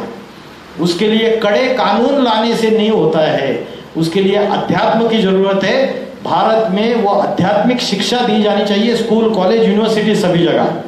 तब जाके सुधार होगा, मानसिकता बदलेगी, नैतिकता आ जाएगी, अनैतिकता गायब हो जाएगी। तो राजयोग की शिक्षा जब ईश्वर स्वयं आता है, अभी कलयुग का अंतिम समय नजदीक आ चुका है।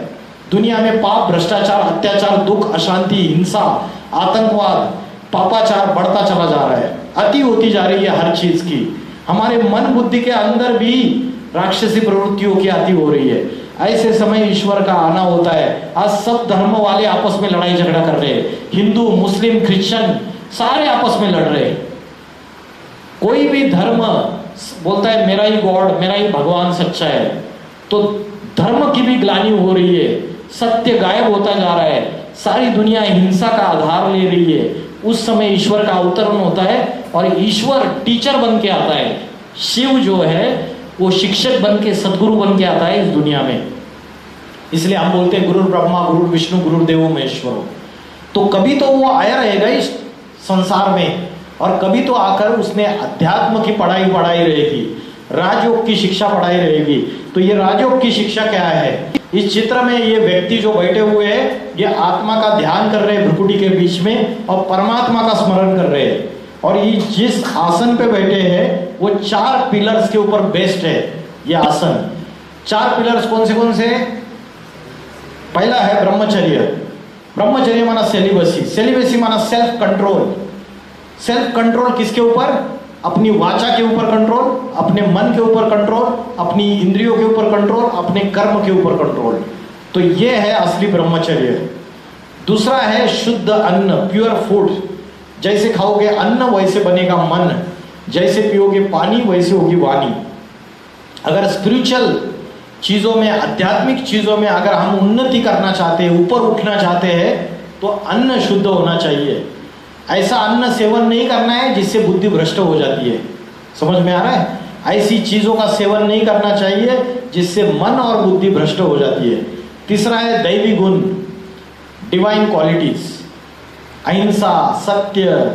अभी सारी दुनिया झूठी है, सवेरे से लेकर रात तक हम झूठ का ही आधार लेते हैं।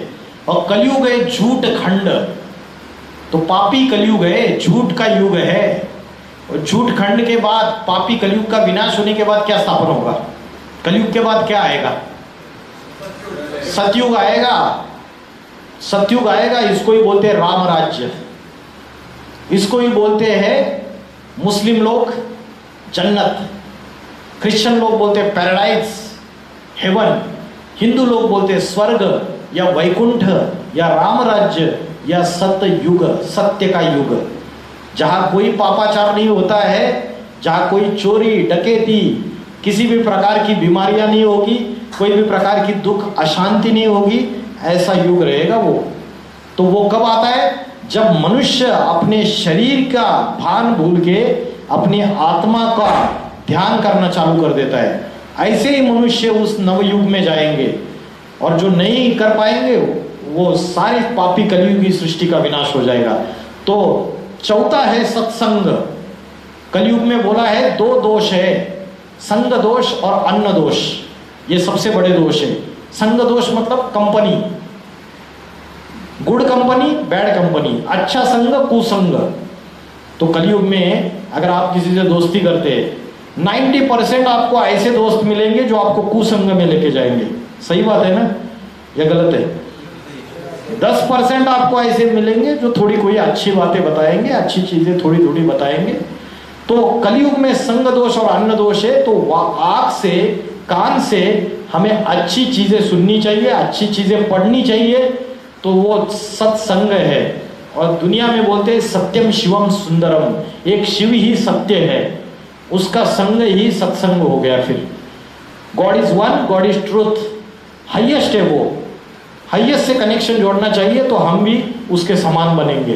तो राजयोग की शिक्षा जो है वो भ्रुकुटी के बीच में आत्मा में ध्यान करते हुए परमात्मा से कनेक्शन जोड़ना।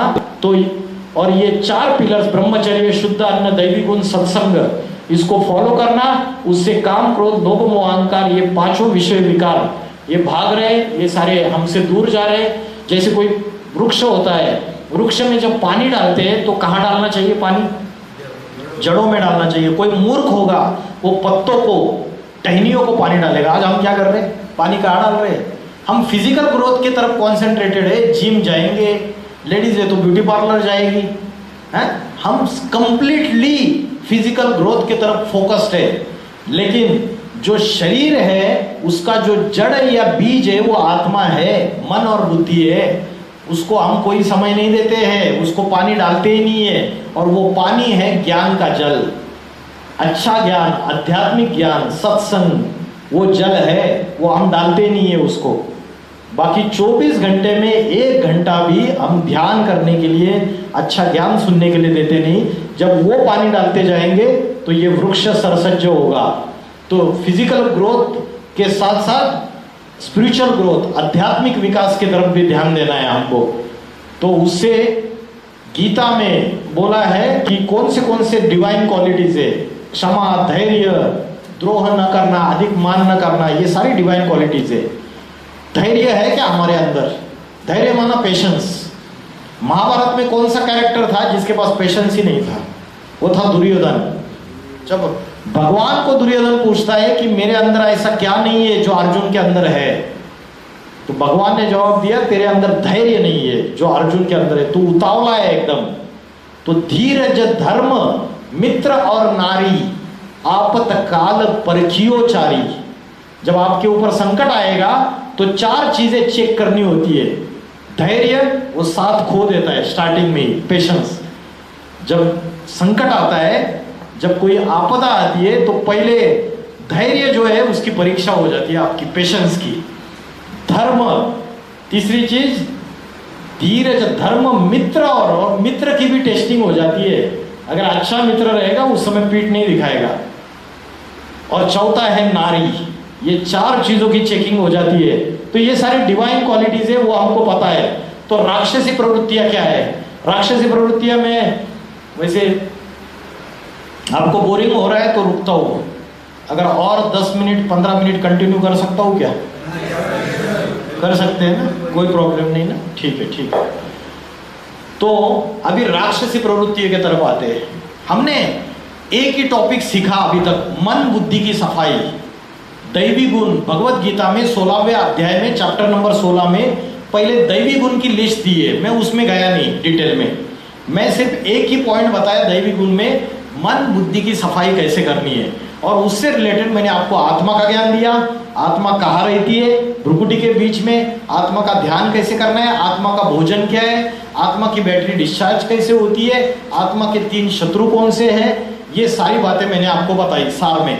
ठीक है, सबको यहाँ तक क्लियर है?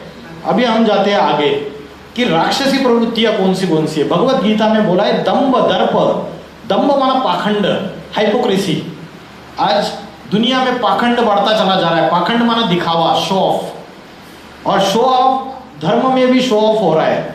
आज जो पुजारी है वो ऐसे लोभी पुजारी हो चुके हैं जिनको धर्म का ज्ञान खुद को नहीं है, जो मंत्रों का पठन करते हैं उसका ज्ञान उनके पास खुद नहीं है, और वो जो है वो अंधश्रद्धा पूर्वक सबसे भक्ति करवा रहे और लोगों को लूट रहे हैं।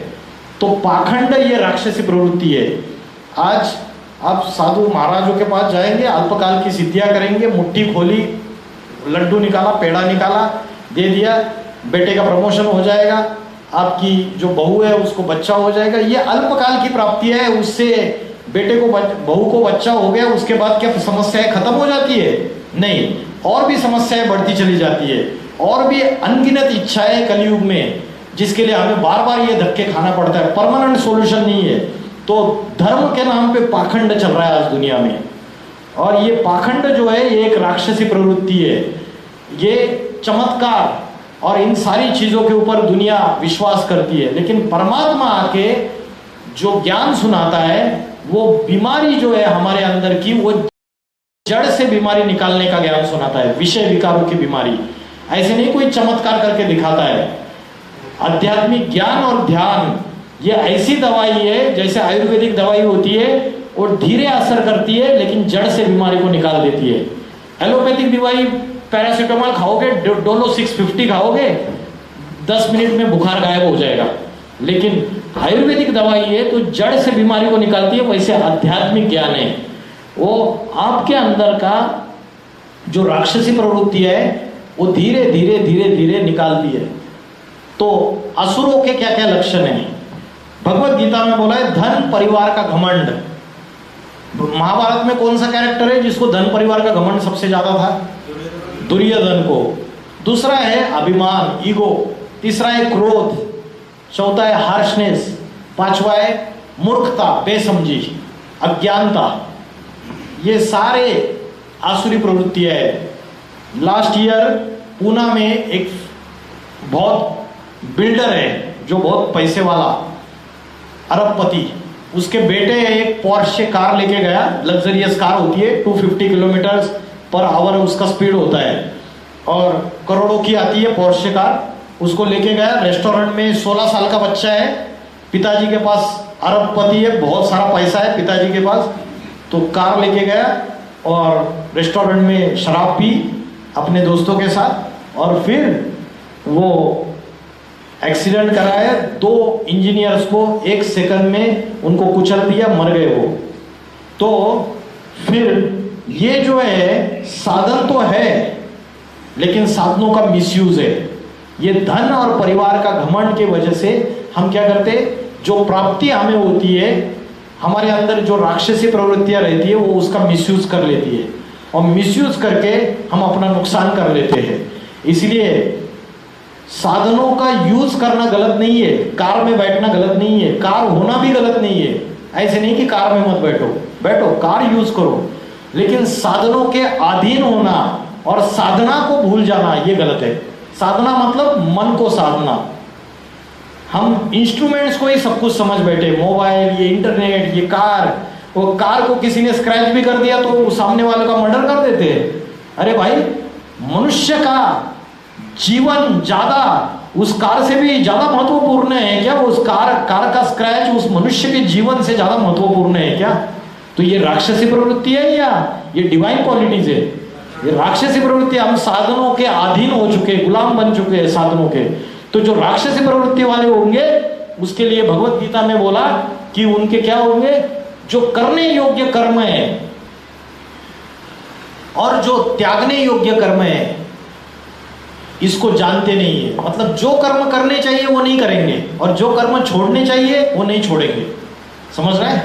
ये राक्षसी प्रवृत्ति का है। जैसे रात्रि के समय जल्दी सोना चाहिए और ब्रह्म मुहूर्त के समय जल्दी उठना चाहिए, ये कर्म है। लेकिन क्या होता है आज की तारीख में? रात्रि के समय नाइट पार्टीज करेंगे, क्लब्स में जाएंगे, बिंजे वॉचिंग, ढेर सारा वो गंदे गंदे वेब सीरीज देखते रहेंगे जिससे सारा कचरा आ जाए। सेक्सुअलिटी वाले, क्राइम वाले, एडल्ट का कंटेंट, ऐसे गंदी गंदगी सारी दिमाग में डालेंगे।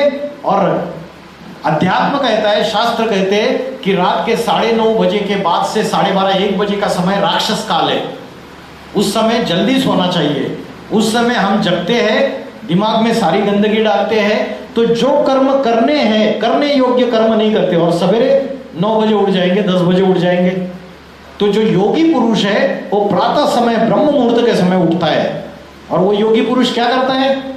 योगी और भोगी में अंतर है। योगी अपने मन को नियंत्रण करने का अभ्यास करता है सवेरे उठ के प्रातः समय, अपने इंद्रियों को कंट्रोल करने का अभ्यास करता है।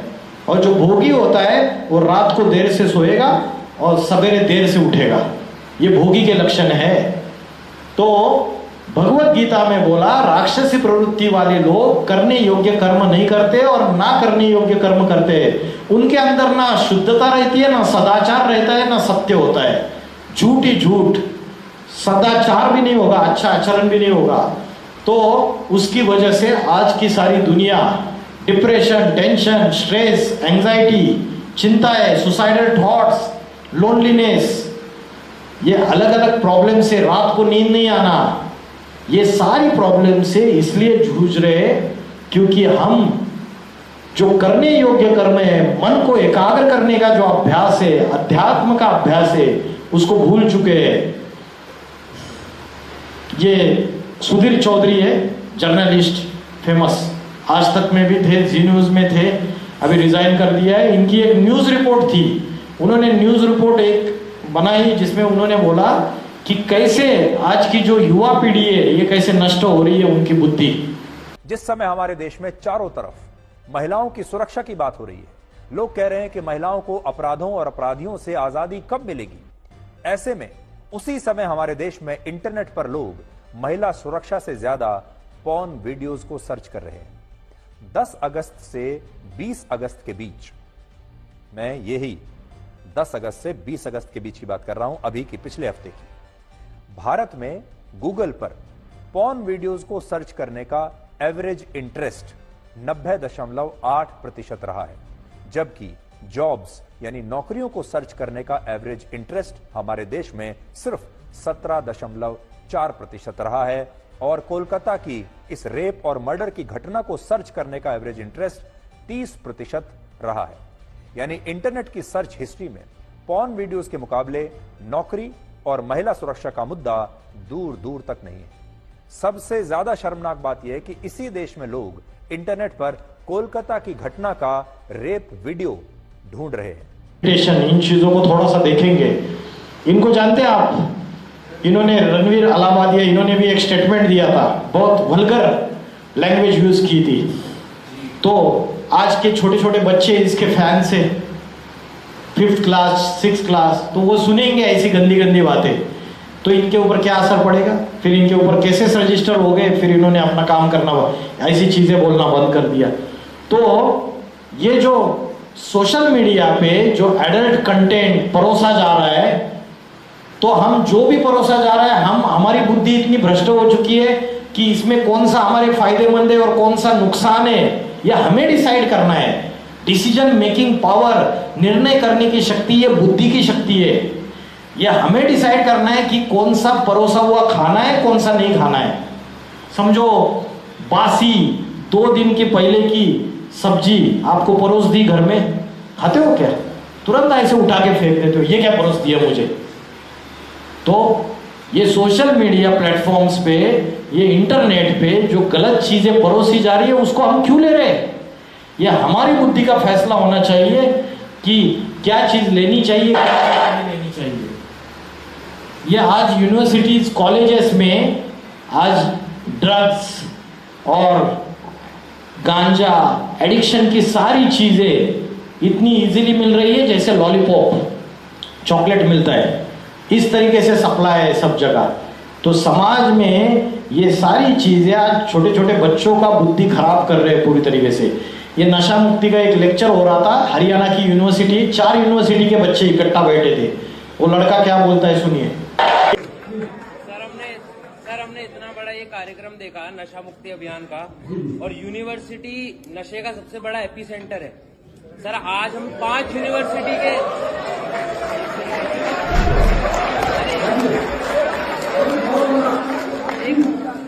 सर हम 5 यूनिवर्सिटी के बच्चे यहाँ पर, 4 यूनिवर्सिटी के बच्चे यहाँ पर बैठे हैं।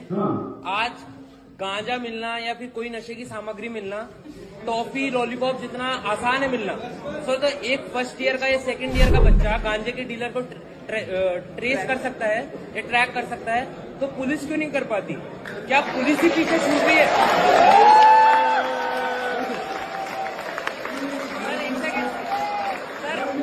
Sir let me complete. Sir मेरा जो मानना है, क्योंकि मैं भी सोसाइटी में रहता हूँ, यूनिवर्सिटी का स्टूडेंट हूँ सर, यहाँ सामने चौकी है और चौकी के सामने ही गांजा मिलता है, तो क्या आपको नहीं लगता? तो राक्षसी प्रवृत्तियां क्या क्या है?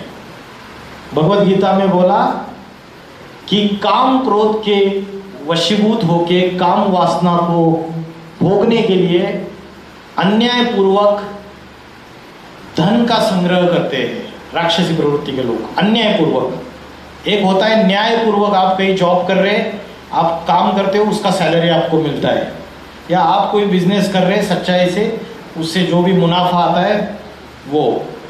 अन्यायपूर्वक धन का संचय करना और काम क्रोध के वशीभूत होके, काम माना लस्ट, विषय वासना, क्रोध।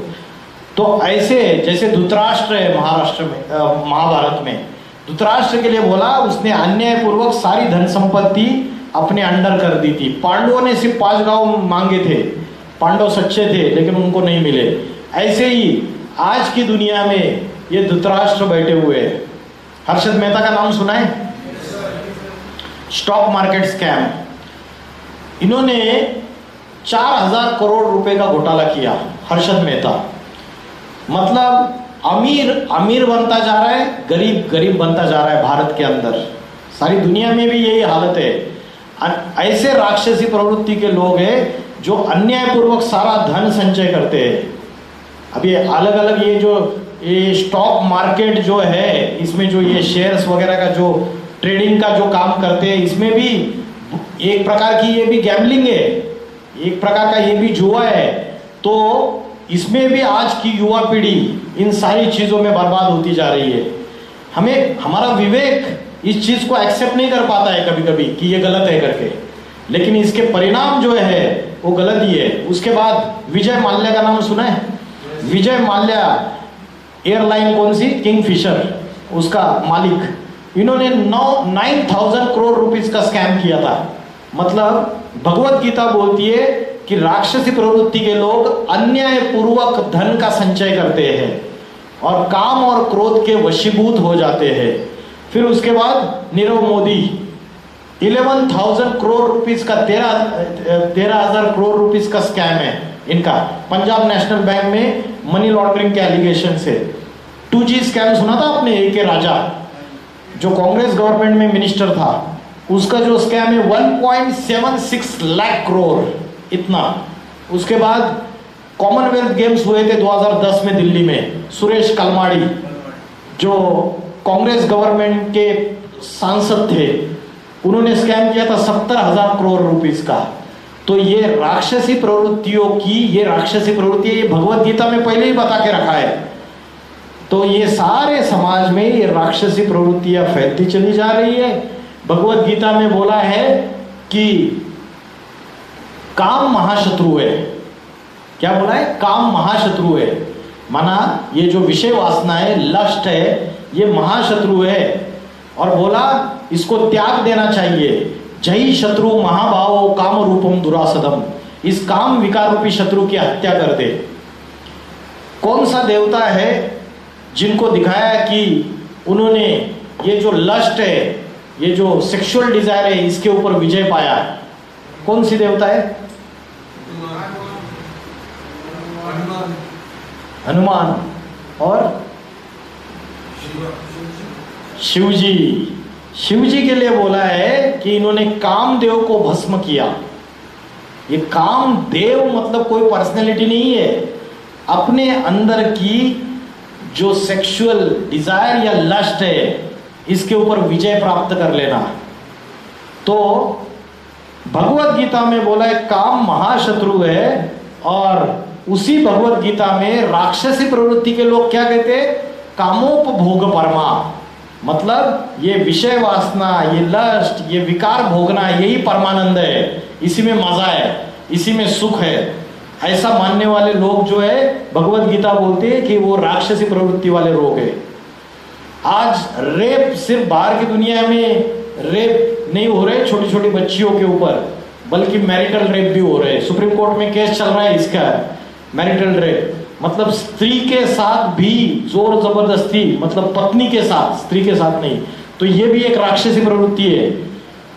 जोर जबरदस्ती बलात्कार हो रहे हैं। उसके बाद असुरों के लक्षण बताए, नष्ट हुए स्वभाव वाले, क्षुद्र बुद्धि, क्रूर कर्म करने वाले। निर्भया का जो कांड हुआ था 2012 में दिल्ली में, वो क्रूरता का काम था, क्रूएल्टी। क्रूर कर्म करने वाले लोग जगत का बैरी बनकर महाविनाश के लिए तैयार बैठे हुए हैं। भगवत गीता बोलती है राक्षसी प्रवृत्तियों का गुण नष्ट हुए स्वभाव वाले, उनका स्वभाव नष्ट हो चुका है, उनकी बुद्धि भ्रष्ट हो चुकी है, क्षुद्र बुद्धि बन चुके हैं, क्रूर कर्म करते हैं। निर्भय का कांड था, और वो दूसरा छोटे छोटे बच्चों को मारता था, काटता था नोएडा में। क्या नाम था? भिठारी कांड। तो ये सारी राक्षसी प्रवृत्तियों का, और क्या बोला? जगत के बैरी बनकर, बैरी बनकर मतलब दुश्मन बनकर उसका महाविनाश करने के लिए उत्पन्न होते हैं। तो आज कौन कौन है ऐसे जो महाविनाश करने के लिए तैयार है? उसका बेस्ट एग्जांपल है नॉर्थ कोरिया का प्रेसिडेंट किम जोंग। जगत के बैरी बनकर उनका महाविनाश करने के लिए तैयार है। रशिया का प्रेसिडेंट व्लादिमीर पुतिन, अमेरिका का प्रेसिडेंट डोनाल्ड ट्रंप सबको धमकियां दे रहा है। जब से वो अपॉइंट हुआ है as a president of America, सबसे दुश्मनी मोल ले रहा है, सबसे धमकियां दे रहा है सबको। तो जगत के बैरी बनकर उसका महाविनाश करने के लिए तैयार है। तो अभी महाविनाश करने के लिए तैयार है क्या? उसका क्या प्रूफ है? आज से 80 साल पहले इस दुनिया में एटॉमिक बॉम्ब नहीं था, एटम बॉम्ब, न्यूक्लियर पावर नहीं थी। और आज 1945 में फर्स्ट न्यूक्लियर बॉम्ब का इन्वेंशन हुआ था। कौन है? कौन साइंटिस्ट ने किया था?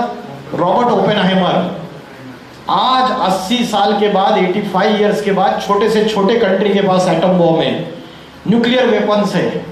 क्या हमारी घर के सजावट के लिए या घर के विनाश के लिए? मेरे घर के नीचे किसी ने बारूद बिछाई हुई है तो आई am not safe in my house. In the similar manner आज मनुष्य ने मॉडर्न साइंस के आधार पर अपने विनाश के सारे साधन तैयार कर लिए।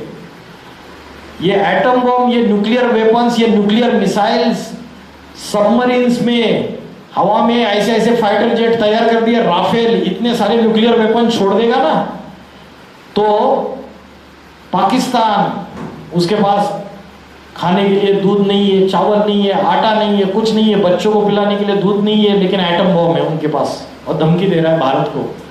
तो जगत के वैरी बनकर महाविनाश करने के लिए तैयार बैठे या नहीं?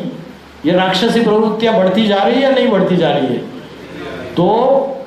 तो बाहर की दुनिया में भी ये सारा विनाश, अत्याचार, भ्रष्टाचार, व्यभिचार सारा बढ़ता चला जा रहा है। अंतरराज्य और अंतरराष्ट्रीय युद्ध, राज्य आपस में लड़ाई कर रहे हैं। तमिलनाडु और कर्नाटक, दो राज्य कावेरी के नदी का पानी कौन पिएगा, इसके ऊपर झगड़ा है उनका, कावेरी रिवर। और तेलंगाना और आंध्र प्रदेश, इनका दोनों का भी झगड़ा था, अभी तेलंगाना को अलग कर दिया।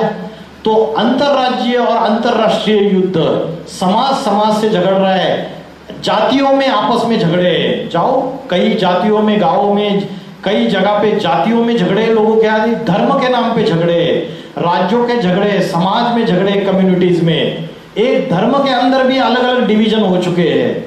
तो ये सारी दुनिया को विनाश की तरफ लेके जा रहे हैं। दिल्ली में रॉयट्स हुए थे 2 साल पहले, 3 साल पहले दंगे फसाद हुए थे। उसके बाद जो आसुरी प्रवृत्ति के लोग हैं वो क्या करते हैं, वो कभी भी सेटिस्फाइड नहीं रहते हैं और ऐसे सिद्धांतों को ये करते हैं जिससे सारी दुनिया का विनाश हो जाए। तो अभी ये सारी दुनिया तीसरे विश्व युद्ध के कगार पे खड़ी हुई है। पहला विश्व युद्ध हुआ, दूसरा विश्व युद्ध हुआ, न्यूक्लियर वेपन्स नहीं थे। 1945 में लास्ट में न्यूक्लियर वेपन तैयार हो गया और जापान के 2 शहर नागासाकी, हिरोशिमा, उसमें विस्फोट हो गया। आज भी वो लोगों के उनकी जनरेशन में भुगत रहे। अभी तो उस समय तो न्यूक्लियर बॉम्ब उसकी कैपेसिटी कम थी, अभी तो इतने मेगाटन कैपेसिटी वाले न्यूक्लियर वेपन्स आ गए। अभी रिमोट कंट्रोल का एक बटन प्रेस करने से 1 सेकंड में ये सारी दुनिया खलास हो सकती है।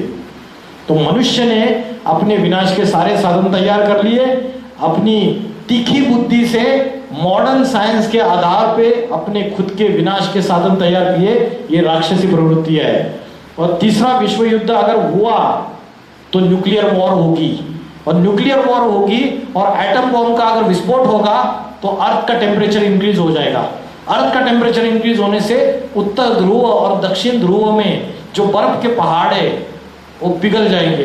वो पिघलने से समुद्र का जलस्तर बढ़ जाएगा। समुद्र का जलस्तर बढ़ने से बड़े बड़े भूखंड जो है, America islands, America, Europe, Russia, China, Australia, New Zealand, ये सारे समुद्र के अंदर समाहित हो जाएंगे और इसमें दुनिया में महाप्रलय, महाविनाश की शुरुआत हो जाएगी। तो भगवत गीता ने तो पहले से ही बोल के रखा है, बस हम उसको प्रैक्टिकली नहीं समझ पा रहे। भगवत गीता में जो चीजें हजारों सालों से लिख के रखी हुई है वो सारी समय आ चुका है पूरी तरीके से संसार में। हमारे अंदर भी विनाश चल रहा है और बाहर की दुनिया में भी विनाश चल रहा है। इसलिए ऐसे समय अध्यात्म की जरूरत है दुनिया को। हिंदू मुस्लिम आपस में दुश्मनी बढ़ती चली जा रही है धर्म के नाम पे। एक तो न्यूक्लियर वॉर, दूसरा हिंदू मुस्लिम सिविल वॉर, और तीसरा है एनवायरमेंटल डिग्रेडेशन, प्राकृतिक आपदाएं, नेचुरल कैलेमिटीज, भूकंप, ज्वालामुखी, उसके बाद सुनामी, बाढ़, फ्लड्स, ये सारी चीजों से भी दुनिया में विनाश की तरफ बढ़ती जा रही है दुनिया।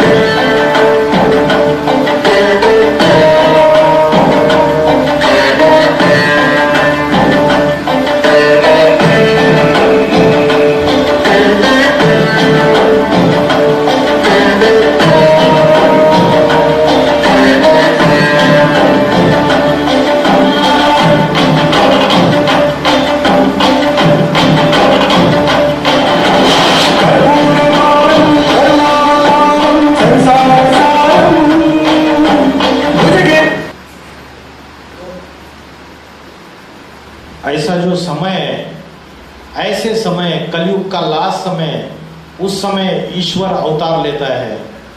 ये कलयुग जो है ये 5 विकारों में चल रहा है, काम, क्रोध, लोभ, मोह, अहंकार। जैसे कोई पेशेंट होता है ना, वेंटिलेटर पे बिठा देते हैं उसको, डेथ बेड पे जब होता है, वैसे ये सारी दुनिया अभी वेंटिलेटर पे बैठी हुई है। ये सारी सृष्टि विनाश की तरफ अग्रसर है और ऐसे समय ईश्वर का अवतरण होता है, शिव का अवतरण होता है और वो राजयोग की शिक्षा पढ़ाते हैं और ब्रह्मा, विष्णु, शंकर, इन तीनों के द्वारा आध्यात्मिक ज्ञान की शिक्षा देके पापी कलयुग का विनाश और नए सतयुग की शुरुआत, इसलिए शिव शंकर भोलेनाथ को बोलते हैं हर हर बम बम। बम बम शब्द क्यों लगा दिया? क्योंकि जब शिव आते हैं तो दुनिया में मनुष्य एटम बम तैयार करके रखता है, बम फटना चालू हो जाते हैं। आज सिक्योरिटी नहीं है, मेट्रो से भी कोई ट्रैवल करते तो घर वाले 5 बार फोन करके पूछते ठीक से पहुंच गए। तो ये शिव महाशिवरात्रि नाम का हम त्योहार मनाते हैं। राम का जन्मदिन रामनवमी के रूप में मनाते हैं, कृष्ण का जन्मदिन कृष्ण जन्माष्टमी के रूप में मनाते हैं। लेकिन शिव जब इस धरती पर आते हैं तो उसकी यादगार में महाशिवरात्रि का त्योहार मनाया जाता है। रात्रि शब्द का प्रयोग क्यों किया? शिव जयंती बोल देते थे, शिव जन्माष्टमी बोल देते थे, रात्रि शब्द का प्रयोग क्यों किया? इसलिए क्यों किया? क्योंकि रात्रि में अंधकार होता है। वैसे कलयुग ये रात्रि है और इसमें अज्ञान अंधकार है, पापों का अंधकार है। ऐसे समय भगवान शिव इस धरती पर आते हैं और वो जब आते हैं तो अज्ञान अंधकार का विनाश कर देते हैं, निगेटिविटी को पूरी तरीके से खत्म कर देते हैं। इसलिए बोलते हैं शंकर के द्वारा विनाश, ब्रह्मा के द्वारा स्थापना। ये साइकिल है वर्ल्ड का, सतयुग, त्रेतायुग, द्वापर युग, कलयुग। कलयुग का विनाश निश्चित है, फिर से सतयुग की शुरुआत। पुराना मकान जब हो जाता है, टूटा फूटा हो जाता है, तो मकान का मालिक पुराने मकान को तोड़ देता है, नया मकान बांध के तैयार कर देता है।